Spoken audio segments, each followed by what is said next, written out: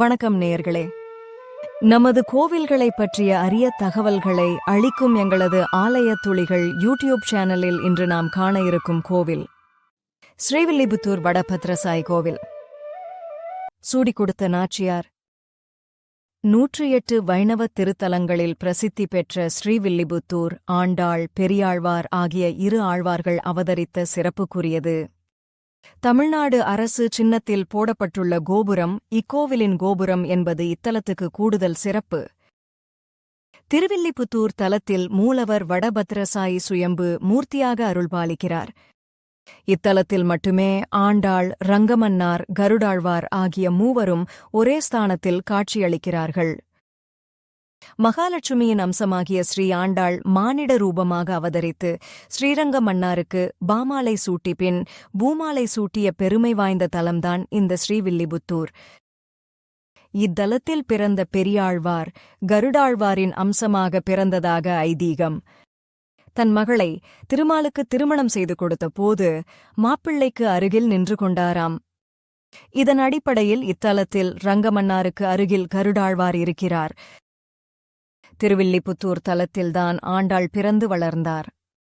பெரியாழ்வாரின் மகளாக பிறந்த ஆண்டாள் பெருமாளுக்கு சாற்றப்படும் பூவை அவள் ஒவ்வொரு முறையும் அவள் தலையில் வைத்து அழகு பார்த்ததற்கு பின் கொடுத்திருக்கிறாள். இதனை அறியாத பெரியாழ்வார் பெருமாளுக்கு பூவை போட்டிருக்கிறார். ஒருமுறை பூவில் தலைமுடி இருப்பது கண்டு பெரியாழ்வார் அஞ்சி அதை தவிர்த்து வேறு பூவை சூட்டினார். உடனே இறைவன், ஆழ்வார், கோதையின் கூந்தலில் சூட்டிய பூவையே நான் விரும்புகிறேன், அதையே எனக்கு சூட்டு என்றார். இன்றளவும் ஆண்டாளுக்கு சாத்தப்படும் மாலை மறுநாள் காலையில் வடபெருங்கோயில் உடையவருக்கு சாத்தப்படுகிறது. மேலும் இந்த நகரம் திருமகளே தெய்வீக குழந்தையாக ஆண்டாள் என்று பிறந்ததின் காரணமாக ஸ்ரீவில்லிபுத்தூர் என்று பெயரிடப்பட்டது. அது திருமகளைக் குறிக்கும் வண்ணம் தமிழ் வார்த்தையான திரு என்ற அடைமொழி கொண்டு திருவில்லிபுத்தூர் என்று வழங்கப்படுகிறது. ஆண்டாள் ஸ்ரீவில்லிபுத்தூரிலிருந்து பெருமாளை வேண்டி திருப்பாவை, நாச்சியார் திருமொழி ஆகிய பிரபந்தங்களை பாடினாள். இதில் திருப்பாவை 30 பாசுரங்களும் நாச்சியார் திருமொழி 143 பாசுரங்களும் கொண்டுள்ளது. ஸ்ரீனிவாச பெருமாளுக்கு திருப்பாவை என்ற பாசுரத்தால் பாமாலை பாடி பூமாலை சூடிக் கொடுத்ததால் சூடிக் கொடுத்த நாச்சியார் என்ற பெயரும் உண்டு. பெரியாழ்வார் பெருமாளுக்கு பல்லாண்டு பாடிய திருத்தலம் இது. திருப்பதி பெருமாளுக்கு புரட்டாசி 3வது சனிக்கிழமை பிரம்மோற்சவத்துக்கு ஆண்டாளுக்கு சூட்டிய மாலை அணிவிக்கப்படுகிறது. இங்கு ஆண்டாள் திருக்கல்யாணத்துக்கு திருப்பதி வெங்கடாஜலபதி கோவிலிலிருந்து திருமணப்பட்டு புடவை வருகிறது. மதுரையில் சித்திரை திருவிழா அழகர் எதிர் சேவையின் போது ஆண்டாள் சூடிக் கொடுத்த மாலை கள்ளழகர் அணிகிறார். ஆடிப்பூர திருவிழா. இங்கு ஆண்டாள் கோவிலில் ஆண்டுதோறும் ஆண்டாளின் அவதார தினமான ஆடி மாத பூரம் நட்சத்திரத்தன்று நடைபெறும் ஆடிப்பூர திருவிழா உலக பிரசித்தி பெற்றதாகும்.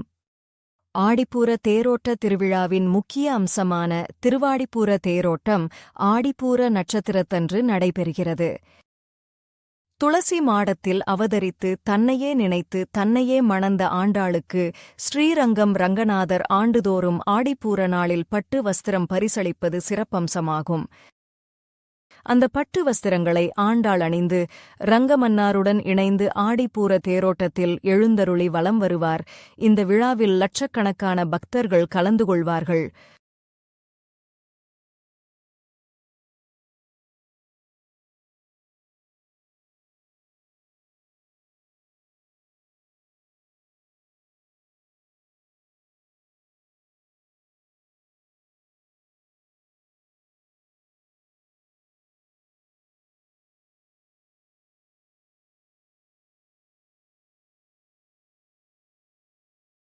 நன்றி. மேலும் இதுபோன்ற கோவில்களைப் பற்றிய அரிய தகவல்களை அறிய எங்களது ஆலயத் துளிகள் யூடியூப் சேனலின் தினசரி பதிவுகளை தவறாமல் பாருங்கள்.